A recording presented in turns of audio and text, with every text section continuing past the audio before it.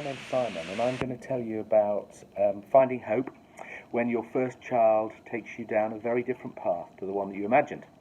My wife and I, Kate, had our first child, Jamie, in 1996. He's now 24 and he's autistic. We struggled with James in the early years. We didn't realise the diagnosis.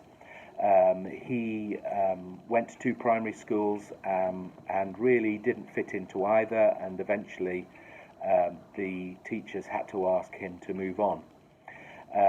In his second primary school,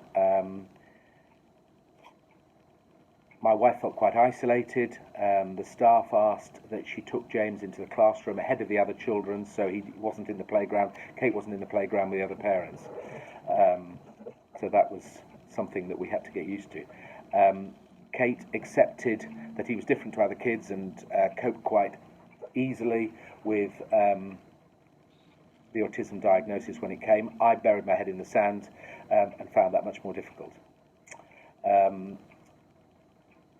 I started to go to church because Kate had been to a toddlers group at our local Baptist church, and a lady called Sarah was starting a lads group in the church because her brother had committed suicide, and she felt that relationships with boys were very important and often not very strong.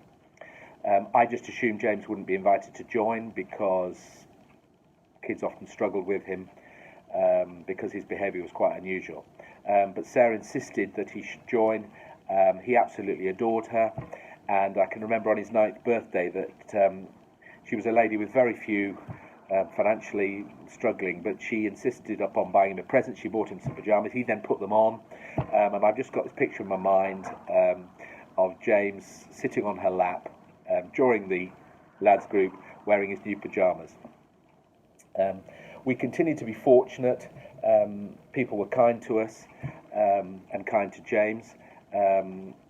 Chris and Wendy, a couple, we'd moved to Malvern. Wendy helped him to get some work experience when he was 16 at a company, Malvern Analytical in Malvern. They subsequently then invited him to start an apprenticeship there.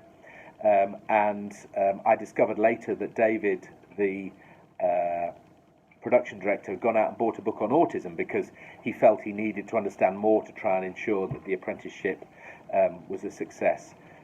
James has now been there for 6 years. He just got promoted during lockdown. He worked every day in lockdown, and it's changed his life.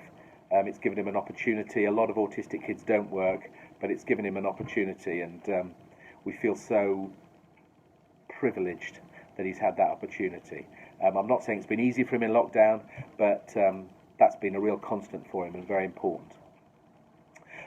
When James was about 13 or 14, we started a support group, Sky Autism Support in Malvern, because we found it very difficult in the early years. Kate had been slightly excluded from the school playground and so on and so forth, and we're not blaming anyone for that. Jamie's behaviour was difficult, but it had been very hard for us, and we've been really pleased to do that and built some great relationships with the other parents of autistic children and have this little community. It hasn't turned out like we expected, but we're so lucky to have James. He's a lovely guy, and he's our son. Thank you.